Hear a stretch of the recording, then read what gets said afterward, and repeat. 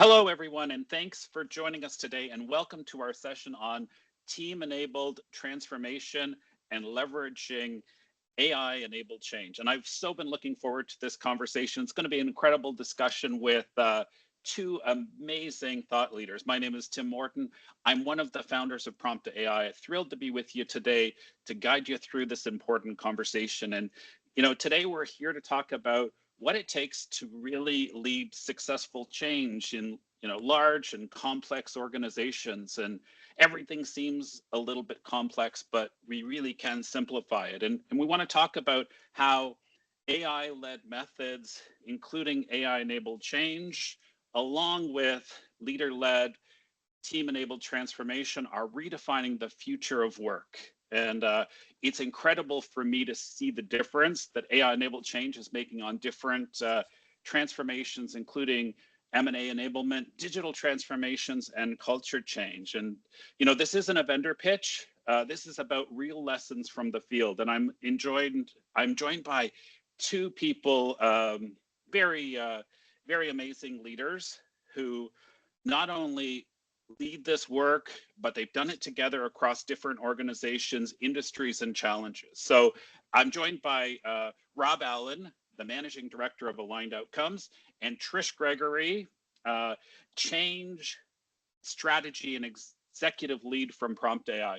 Both are incredible thought leaders. They both live and breathe transformation. And,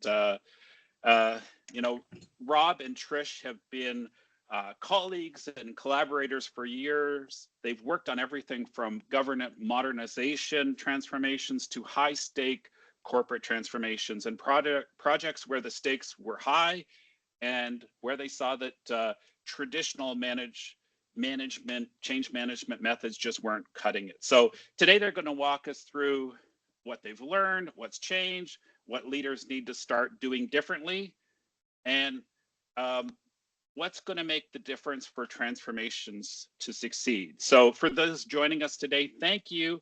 If you have questions, please share them in the chat or the Q&A. We're recording this session. We'll share it following the discussion. We'll also provide a copy of the slides.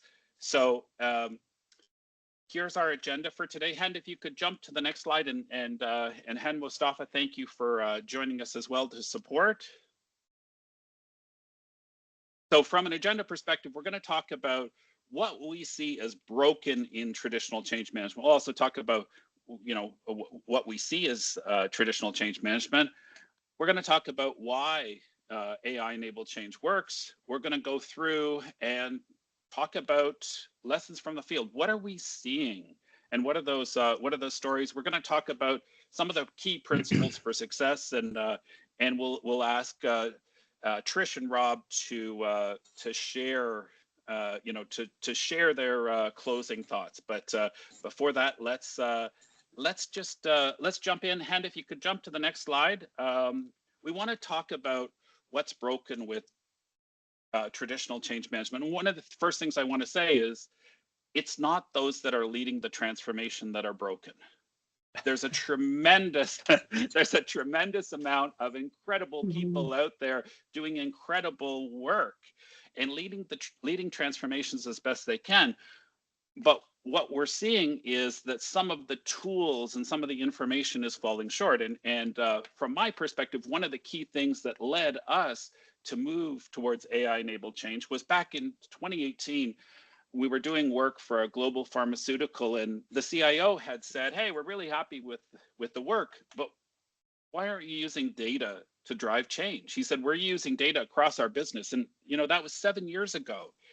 And it was a great call out for us as a team to think, hey, how can we put better tools, better insights, better data into the hands of those that are leading change, and try and make the transformations more people-centric, try and deal with some of those reasons that traditional change management efforts are falling short, and also make sure that we're leveraging the sentiment of those going through change. So with that, I want to just hand it to Trish to lead us through. So over to you, Trish, and again, thank you and Rob for joining and sharing your all your insights and thoughts today. So over to you, Trish. Thanks, Tim. Thanks, everyone. Rob and I have been doing this kind of work for many, many years. And that's as many as I'm going to say. And it's been an amazing journey for us, because when we first started doing this quite some time ago, traditional change management was very different. It's evolved over the years. What's exciting for us now is, if we could have gone back in time and used these methods and platforms that we have today, that we've been able to find this amazing melding of two methodologies that leverages information and data, as Tim discussed, but also takes a far more human and holistic view of what change means to an organization and how we're impacting those human beings. And we've come a long way from the very early days. Rob, you'll remember in one instance, you were handed a new org chart. So we're going to smash all these organizations together. Here's the new org chart. Go make it work. Figure out how it works. And all there were high-level senior roles with names and boxes. And then a bunch of people getting into rooms for weeks and weeks and months, actually on end, trying to figure out, how does this work now? How do we still manage our clients and deliver our service to our clients? And in this whole new world. And there was zero thought given to the design of it. Like, what's it going to look like when we get there? So, Hen, could I trouble you to show this next slide? What we got was this thing at the top, the org structure, the organization chart. What was missing, though, was the rest. So we had processes and technology in these different silos, right? And that was how the way the business ran. We had management system and metrics and what was success and how do we measure that. And then within those silos, there was also culture, existing culture, how people behaved, what they valued, what was important to them.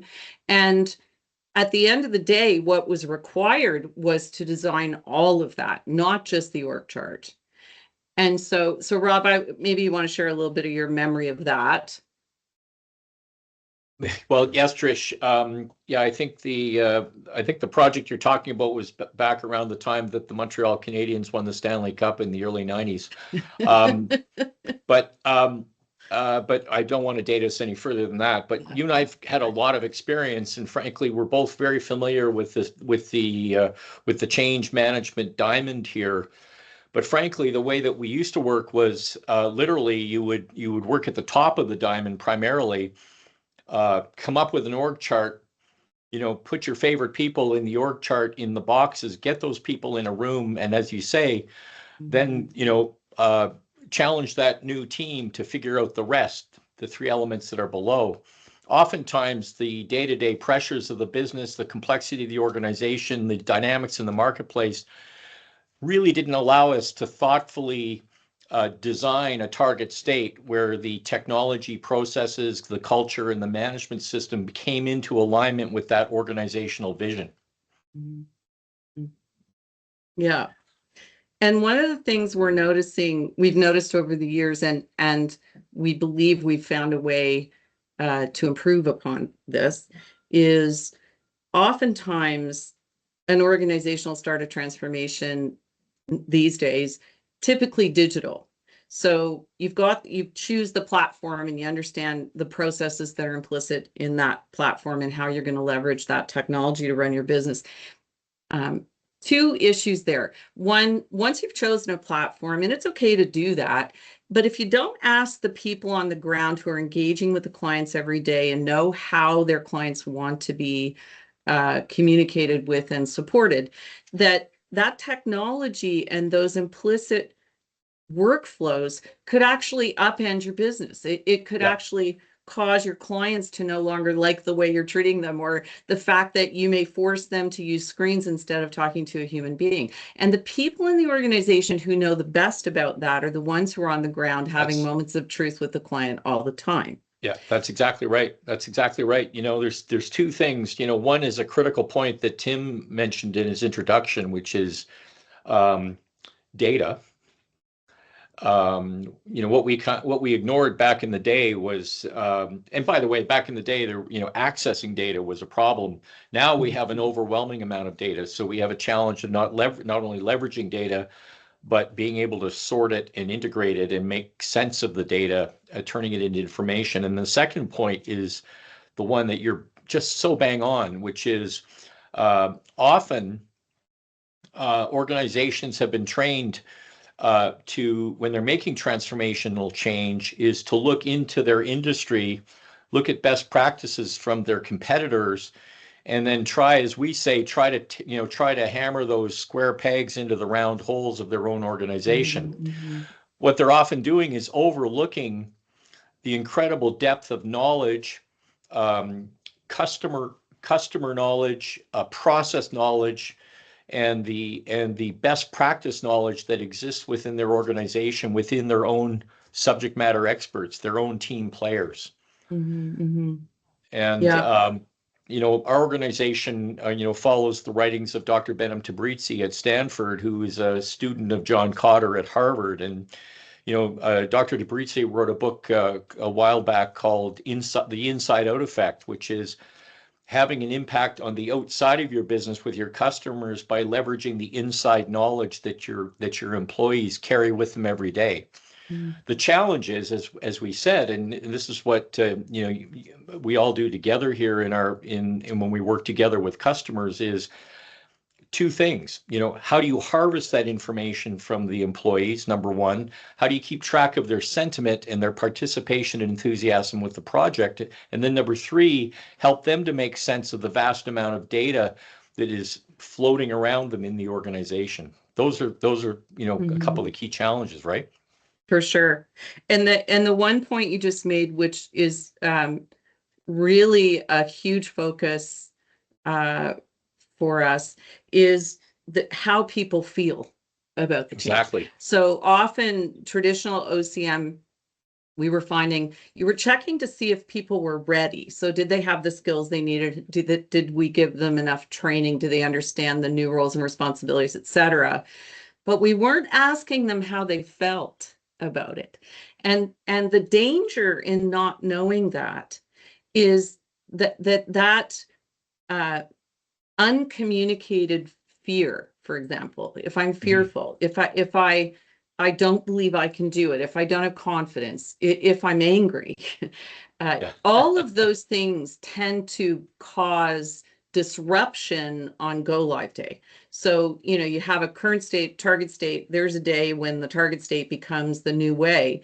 And you won't see it coming if you don't ask the right questions, not about, are you ready? Because we have templates. There's so much, there's a wealth of methodology in the world, right, available to everybody to figure out if people are ready or not.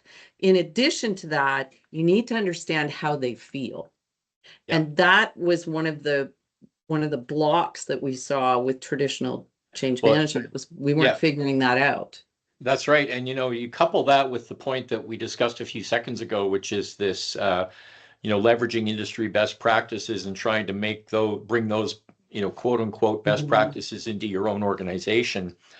It contributes to negative employee sentiment. Employees historically would be looking down the hall where the leadership team was locked away for days at a time or even weeks at a time, planning the future.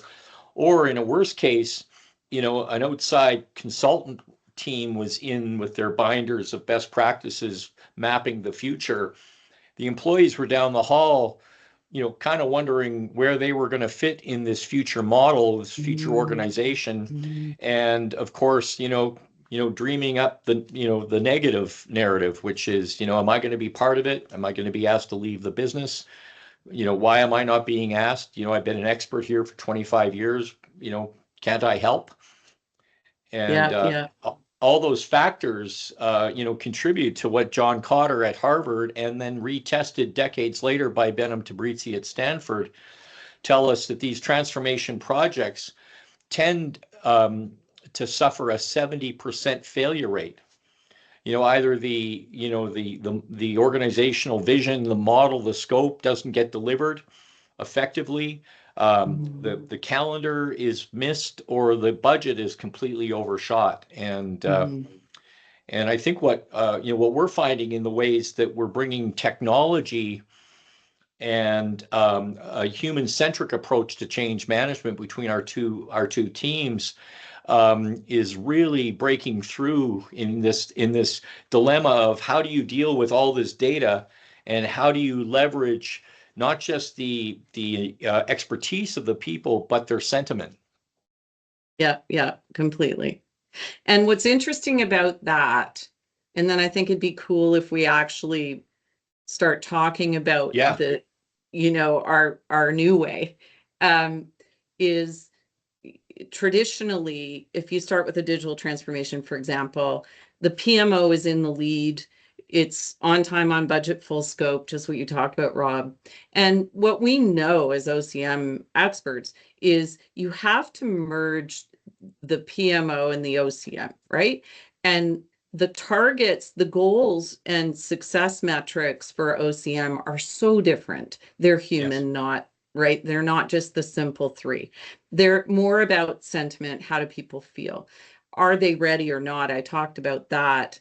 What sort of dip are you going to have productivity wise on go live day? And our goal is always to make it shallow and short.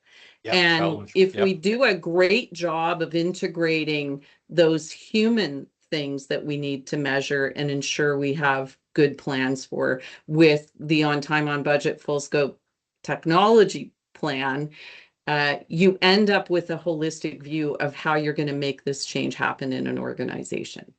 Yeah. Yeah. Yeah. That's so true. Yeah. Yeah. Yeah.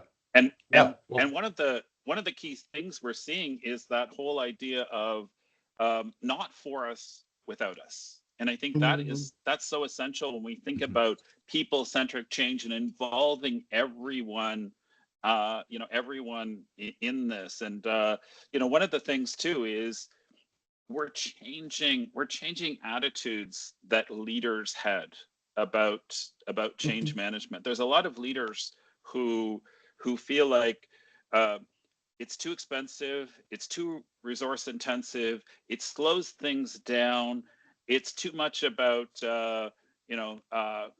being a coordinator and not necessarily strategic. And we're really changing yes. with AI-enabled change. We're really changing it to be more insights driven and strategic, and being thought leaders for leaders, providing them with That's right. information they didn't have And about their business. that's Mhm. right. And Tim, you bring up a really interesting, another interesting angle on this, which I am seeing more and more over the last recent years is, the average employee and the average emerging middle manager is from a different era.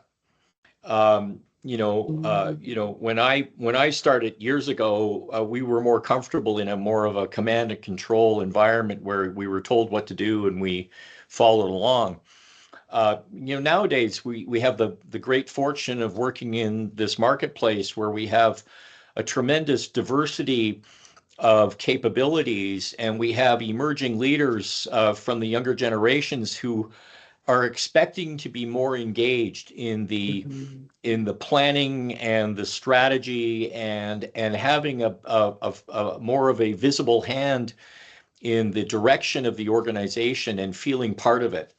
And I Yeah, think what our combined approaches have kind of, in a sense, stumbled upon is that insightful leaders who are recognizing this, in a sense, this shift in orientation of employees and middle management, emerging middle management, see our approach as being a really exciting way to efficiently and in an evidence-based way, efficiently harness the goodwill and the enthusiasm of the emerging um, organizational employee network within complex organizations.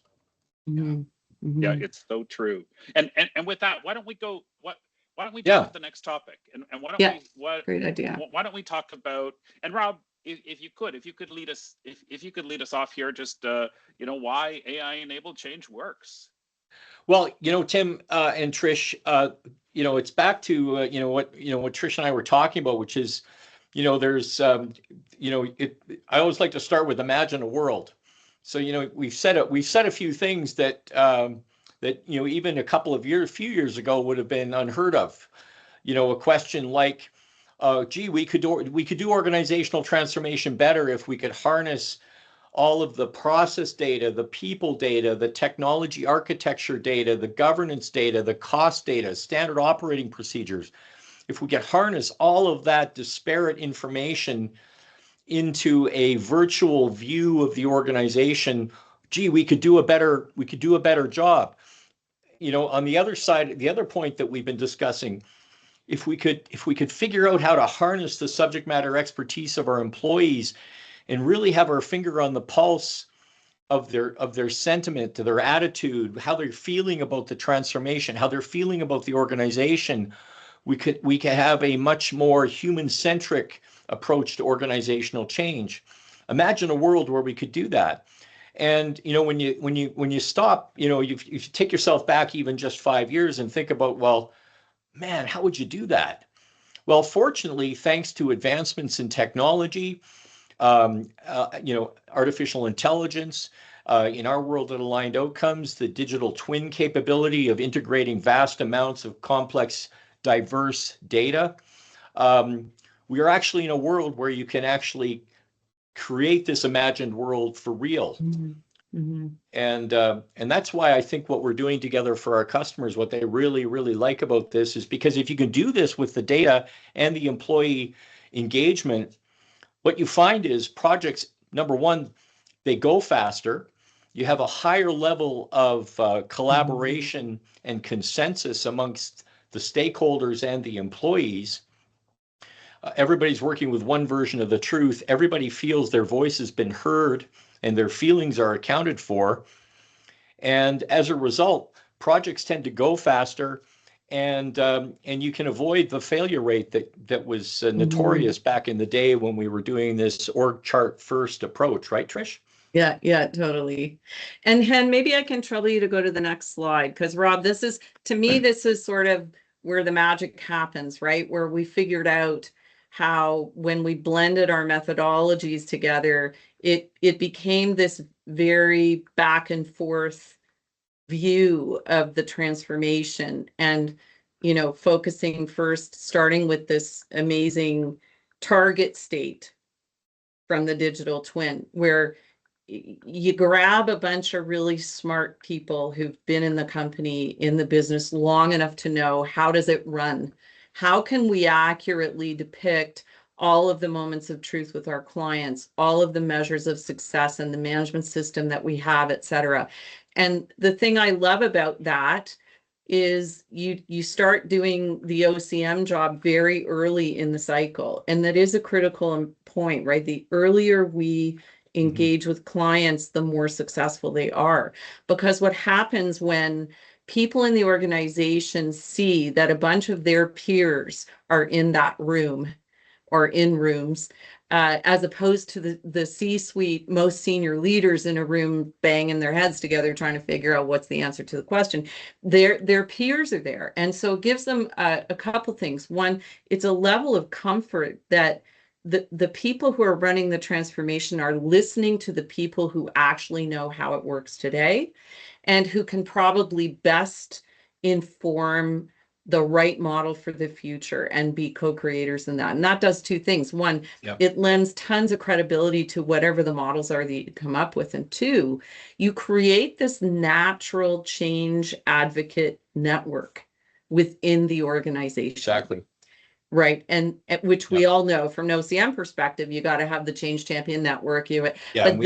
But watching what you guys do with the twin it's so organic, the way you start to develop that. And then other people kind of stick their hand up and say, can I play too? I want to participate too. I want to give some input as well. So I just love that part, especially at the very beginning.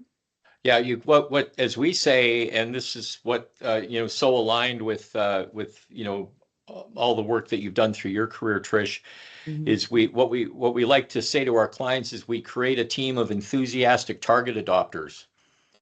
As you get, as you mentioned, trying to make the dip as shallow as possible at go live. We like to say to our clients, imagine a world where the employees are there at go live, saying to each other, I had a hand in helping with this. I see some of my handiwork in the solution, and I just can't wait to, get to go live so we can get, harvest the benefits from the planning that we had a chance to help with. And yeah, and as we say, we have a saying inside our company, which has been used many, many times in our industry, is we suggest that you don't pave the cow path. As often these organizational transformations, post-merger integration, divisional right sizing, entering new markets, today especially implementing very complex standardized digital automation solutions across large enterprise. Oftentimes these, if you take a digital automation solution, and I know we're going to talk in a few minutes about one of our current complex large enterprise clients, when you're trying to put in a standardized automated system across multiple divisions, it's so easy for firms to say, well, just drop in the software and we'll figure it out as we go. We call that paving the cow path, because if you haven't thoughtfully dealt with all the data underneath that technical implementation, the process, as I said, the processes, the people, the existing technology architecture, the standard operating procedures, governance, costs, if you haven't thought about how all of that supports the new solution, you are ultimately just paving the cow path, and you will not get the productivity benefits that you would expect from the solution that you're putting in place. Yeah, totally. And so two cool things for me anyway, as we go through these engagements with our clients. One, but if you think back to the diamond, oftentimes people spend a lot of time on current state, target state mapping of the process and tool and workflow piece, but not the other parts on that diamond, right? What's the right org structure, team structures? What's the right management system? What are going to be our new measures of success as a business, and making sure that we satisfy what our clients need. Thing I love about the digital twin is you do it all. So you give us everything around the diamond, current state and target state. You engage those subject matter experts to do both, not just one, right? Because that's the real key, is they co-create the target, which is really what you want them to fall in love with, which it happens. And the second thing I love about that is at the time that you're doing that, yeah, exactly, we use our AI-driven method and platform to figure out the sentiment and how people are feeling. Not just the SMEs, by the way, the entire organization, everybody who's going to be impacted by this transformation has an opportunity in a very protected environment, a very safe place, to say how they feel about it. And we get a range of emotions coming out, right? Some people are really excited, those early adopters, that they're so excited they can't wait. They don't even know what they're signing up for, but they're there already. And then you have the polar opposite, those people who are terrified and don't even see themselves in the new world and not sure where they're going to fit. And then, so that's 15%, and then the 70% in the middle. And we get all kinds of different emotions, right? Like, I think my leaders are doing a great job helping me understand this transformation, to I have no idea what this transformation means. I don't even know why we're doing it. I'm confused about what my role is going to be, etc. All of that, then we share back with you. And then you can ensure you consider those things when you're using the digital twin to define the target state. That's right. And as I've seen, and we've known each other for years, and Tim, we've known each other for a long time. What's completely blowing me away in the work that you do with your AI-driven survey work in OCM is that you know, we both work in industries where there's a history and a culture of employees not necessarily being willing to, you know, honestly share their sentiment, you know, and they're worried about the motivation of the organization. They're worried about you know, they've been through, you know, decades of cuts and resizings and upsizings and downsizings and all of that. The human-centric care and attention to the employee that Prompta has brought to this area, and the confidentiality and the sophisticated way that the questions are posed to the employee and the way that the AI elements are used, it's fascinating to watch the high level of engagement that you foster when harvesting this critical information, and when you capture that, as you said, Trish, early in the stage of the work of leveraging the digital twin platform to craft the current state, which is a vast integration of all of that data that I described: process, people, technology, cost, governance, standard operating procedure, getting that all in one data set and simultaneously testing for sentiment with a high level of response is the real critical success factor that your work has brought to the table. It's just been amazing to watch. It's kind of fun. And here's the thing too, we haven't really talked about, Rob, and I really want to make this point, and that is both the digital twin and the AI platform allow us to do work in a drastically reduced amount of time. Exactly. So when we talk about the 1990s, you know, here's the org chart, go in a room. 6 months later, we came out with a design that we didn't know was going to work or not, but it took us 6 months of a whole lot of people. Like the amount of time and energy and money that went into that was quite astonishing. And now you do that with the digital twin in weeks, literally. Weeks, not months. Yeah. Yeah. And remember that one in 1993. I think our division lost an entire year. Yes. Having to catch up from the transformation. Yes. And if you know, the trick is, by the end of that year, the executive that we reported to had kind of lost interest and moved on. And, right. Yeah. Really enthusiastic at the beginning.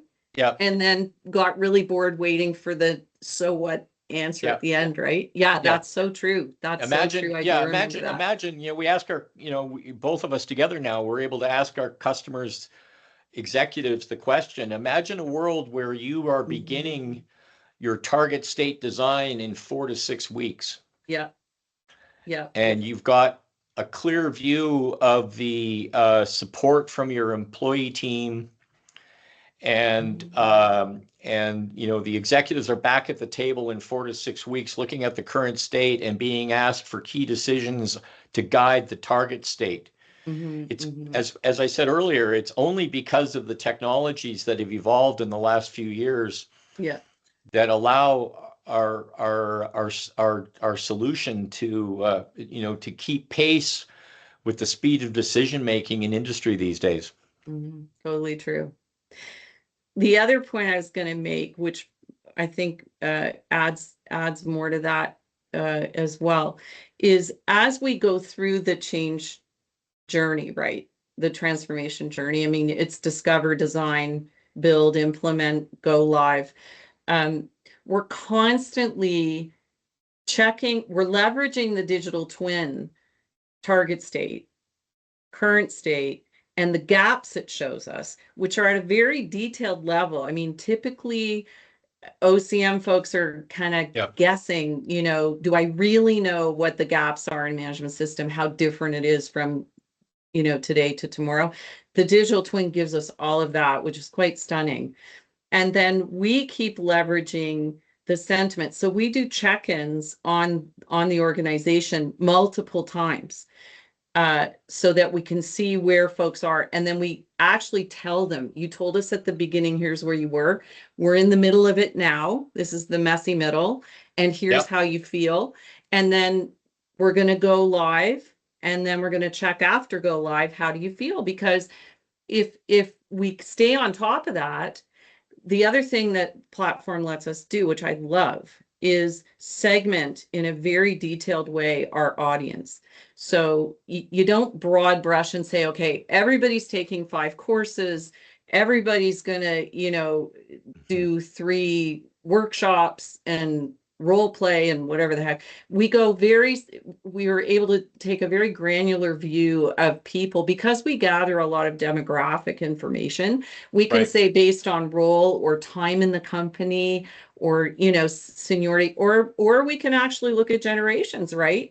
And Yep. say, we understand based on how long you've been with the organization, where you are and what's important to you, which will be vastly different 25 years in, 5 years in, vastly different needs in terms of being comfortable with this new way, right? And That's right. so the thing I love about that is we can keep checking back with the digital twin and keep checking in with the humans, because That's they're the right. ones who are going to make So- or break it in the end. That's Yeah. right. So maybe we can Yeah. share a little bit Yeah. of our field experience. Oh, sure. Yeah. And why don't we jump to the next slide? And we had just a comment in the chat, just saying, in a very interesting discussion. I'm an M&A integration lead, wondering if there's any upcoming webinar demo on AI tools specific to M&A, and Yes. we will, Cool. and certainly we can touch on that in some of the time here. And as we get into this, hearing from the field and what the experiences are, one of the things that I'm hearing and some frustration out there is, hey, we were on time, we were on scope, we were on budget, but leaders aren't happy, employees aren't happy, partners aren't happy, customers aren't happy. And part of that is we know that traditional ways of implementing just are not hitting the mark. And it's this relook in this new business environment. So with that, either one of you want to kick this off with some lessons from the field that you're seeing? Yeah. Well, if I could, Trish, we've just wrapped up a really exciting project. A very vast, large enterprise, top 5 in their field. It was a digital implementation, a standard client engagement software platform across 13 divisions. There were hundreds of employees involved, tens of thousands of customers. As often typical, the Prompt AO team was pulled in after a failed start to the project. And fortunately, because of the speed, we were able to on-ramp very quickly, reorient the target state in, I think it was within 4 weeks, maybe 5 weeks. Yeah. We started the sentiment testing virtually on day 1.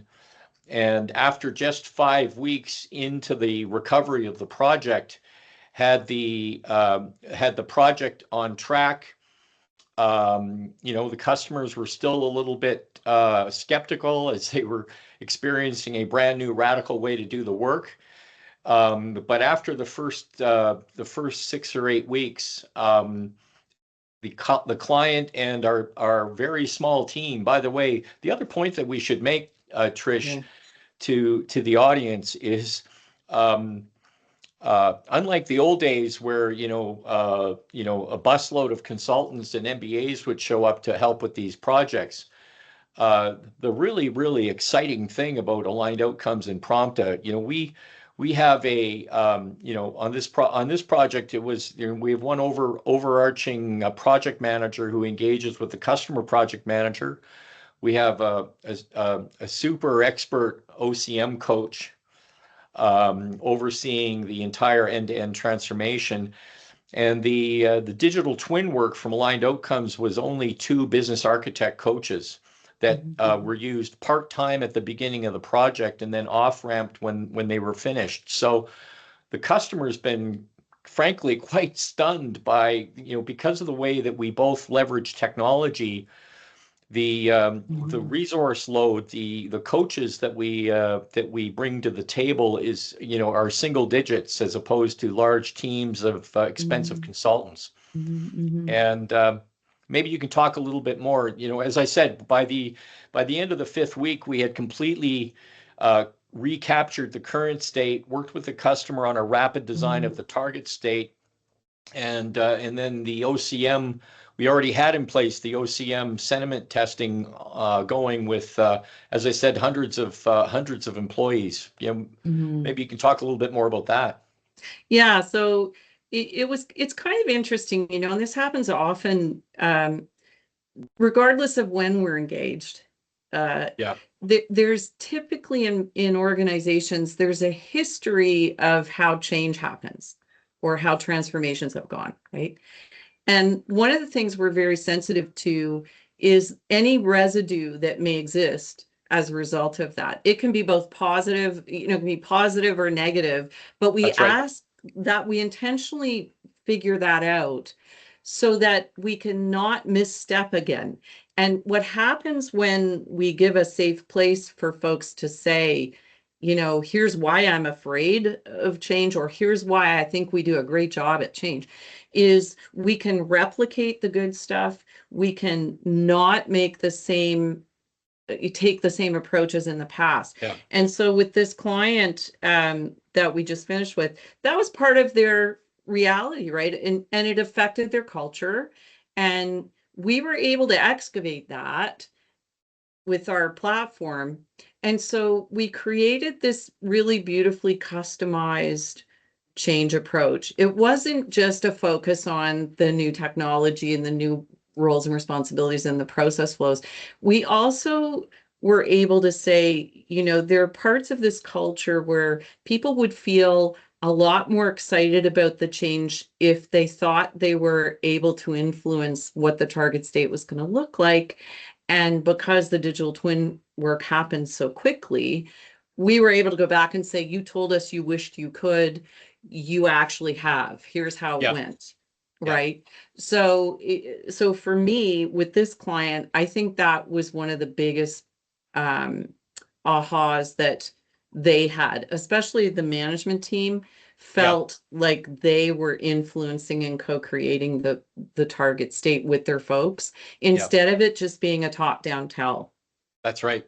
And there was another aspect that came quite early in the project, which again is a credit to how from both sides of the Venn diagram we are leveraging technology to bring precision, speed, and collaboration to the customer. Is, remember, they came back to us and said, there's another arm of the organization that could really benefit from being engaged, but because of the complexity of the project, we didn't want to bring them in because we didn't want to add months and months to the project. And because of the way we were able to, with your capturing of the sentiment from that part of the organization and our ability to simply add more to the digital twin that we had started, as opposed to starting from scratch, we were able to bring that other arm of the organization in, creating another angle, another set of enthusiastic target adopters supporting the project. And confidentially, right? That was an arm of the organization that the project leaders were quite worried, could have become designated roadblocks, as we say, but because of the speed and the sensitivity to the human-centric elements of the project that Prompta brought to the table, that part of the organization merged into the project and became big supporters. And that was another critical success factor, I think, that, again, the technology and the human centricity together was a critical success factor. Yeah, I totally agree with that. Yeah. Totally agree. And what we're seeing in these is, as you mentioned, is that we're causing folks to rethink what they think and feel about change. Exactly.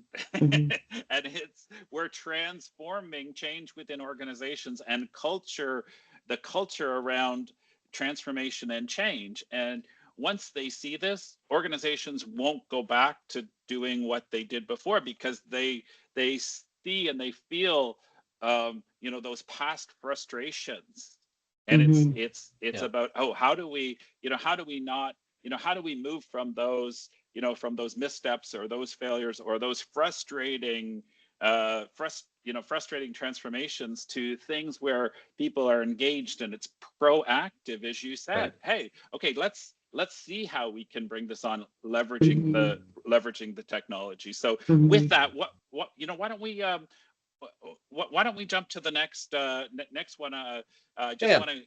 Just Oh, sense. yeah. Oh, we've got it. There it is. There you go. Well done, Tim. Yeah. Yeah, I think this one last thought that couples with the success factor is, something that happened a few months ago near the end of the project. The project leaders were dealing with, as you can imagine, across 10 or 12 divisions in a large organization. The user acceptance group process, when we on-ramped onto the project, was very complex and somewhat fraught. And because we were using an evidence-based approach with the digital twin, as we say, one version of the truth, because all of the employees were engaged and feeling heard through the AI OCM approach and technology, and the holistic approach that was accounting for all the different views, there was that key moment in the user acceptance group. It was a super large meeting every month. That was, like I said, quite a challenge. There was applause, like from everybody, and Yeah. the project leaders left that meeting kind of going, "Wow, this was a visceral result of what you see on this page." Mhm.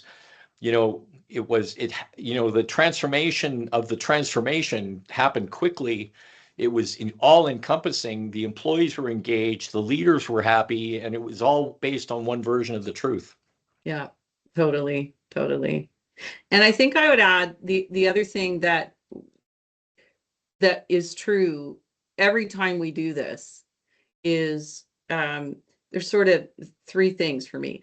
Is the earlier that we're able to start, the better, because the view of how it's going to go is so entirely different from the average transformation approach, that we get this, engagement and participation. And at a minimum, people who are feeling uneasy or afraid, they're still prepared to have a conversation. And Yeah. that's the most important thing that we bring, right?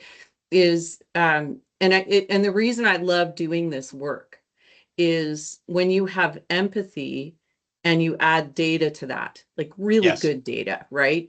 Yeah. Then you get traction. You get people saying, I want to participate. I want to understand. Please help me. I'm afraid. What are you going to do to help me not be afraid?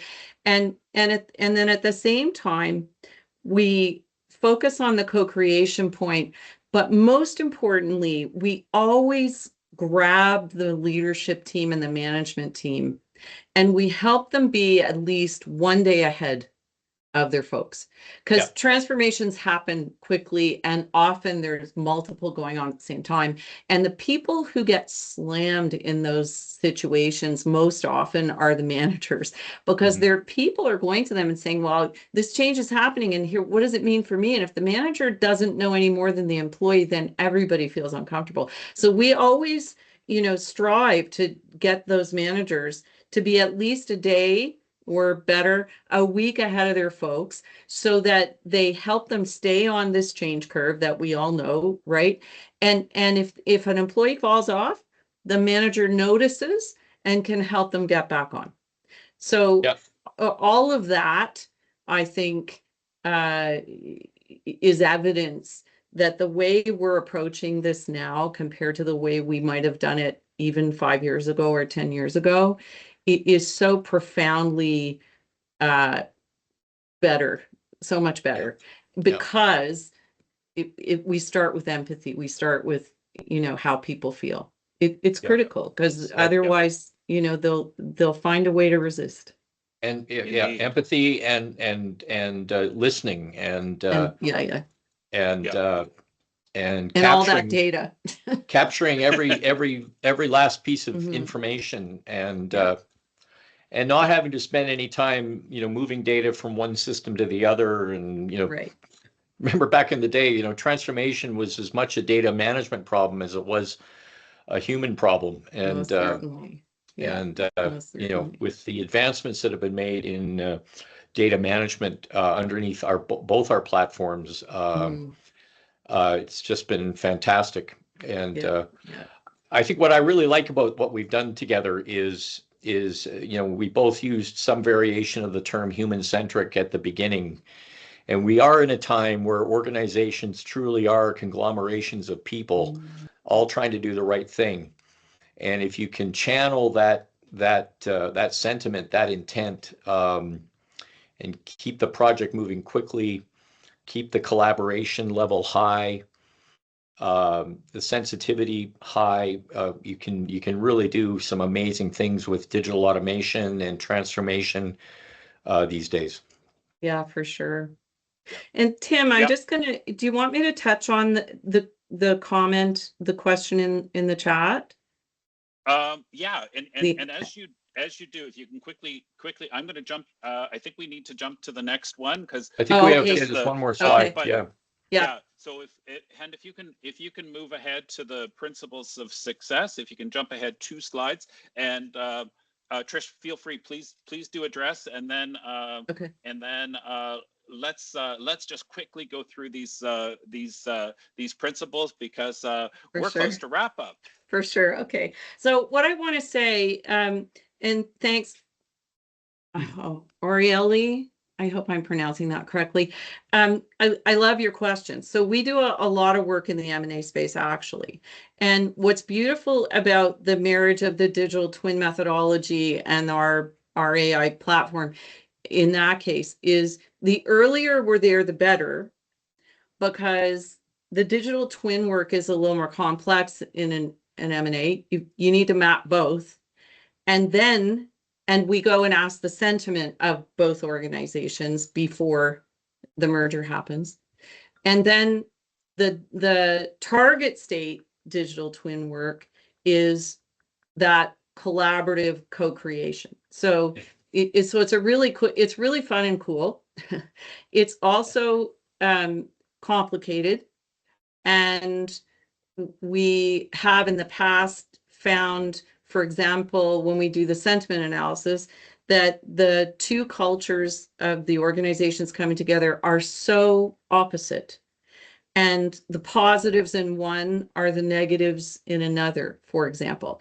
And what's really amazing about knowing that is when you start to design this new world where everybody's going to live together, you can say, if you feel sad because you're in an organization where technology and innovation isn't embraced, be happy to know this new group that you're merging with, that's one of their strengths. And so we're going to help you guys collectively to do that better. So for the people who love that they're in that organization, it's not going away. And for the people who wish they were, it's a get, right? It's going to be a greater place for them to be because they're going to have that. So just as an example, again, the earlier we get engaged, the better, especially with M&A, because a lot of people focus on the transaction part of it. Our job is not that at all. Our job is far more figuring out how people are feeling, how are you going to retain your best and brightest? And we offer an insurance policy, if you like, to ensure that when the transaction happens, all of those benefits everybody was expecting are realized, right? Yeah, and if I could add to that, Trish, often, post-merger integration, we used to call it a moonshot. You'd get the teams together, you'd come up with an approach, and you'd launch it, and then deal with the aftermath. the advantage of working with technology and this precision and speed that we've been talking about all morning is thanks to the technology, we are able to help our customers in a merger situation work in some cases with multiple target states. Our approach with the digital twin and a merger, post-merger integration project is to build a current state of the two entities and then work with the leadership teams and their subject matter experts to come up with multiple. In one project that we worked on, there were 5 variations of the target state, and then and then the executive team came in and could have an evidence-based conversation about each of the scenarios, and ultimately they selected 2 scenarios, which then we built a final target state, which was the alignment of the two target states that they went after. Yeah, very cool. And the executives could see and visualize how it was going to work before they actually changed any people in any of the chairs and offices.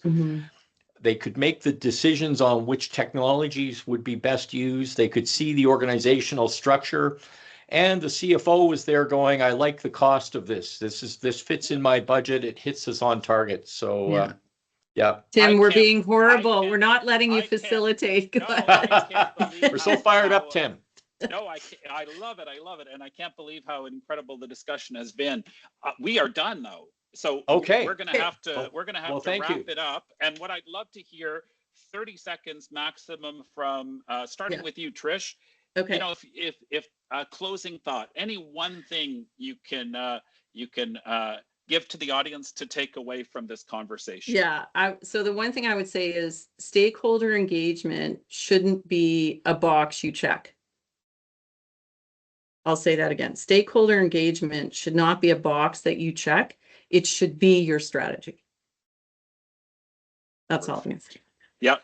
And Rob, your closing Well, thought? I just go back to what I said earlier about imagine a world where you can do these projects quickly with enthusiastic employee engagement and have all of the complex data under your fingertips.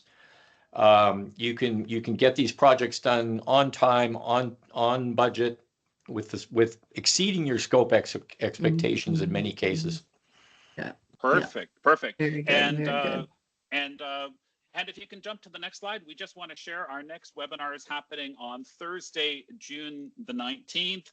It's Leading Through Uncertainty, EDI Leadership and Change in Challenging Times. And I'm going to be joined by Dr. Candy Khan. And please join if you can. You can sign up from the Prompt AI website. If you can jump to the next slide, you'll see here we've got contact information for Trish and for Rob. So both of you, thank you so much for joining, for your passion, for your insights, for your thought Thanks, leadership. everybody. Absolutely Pleasure. Brilliant. Thanks for those that have joined. We will be sending out the recording, and just a brilliant session with 2 incredible leaders. And thanks for the discussion, everyone. Have a great rest of the day, and we'll see you soon. Tim. Thanks, Tim. And thanks, Hen, for all your hard work. Appreciate you. Thanks, everybody. Yep. See you again soon. Bye-bye for now.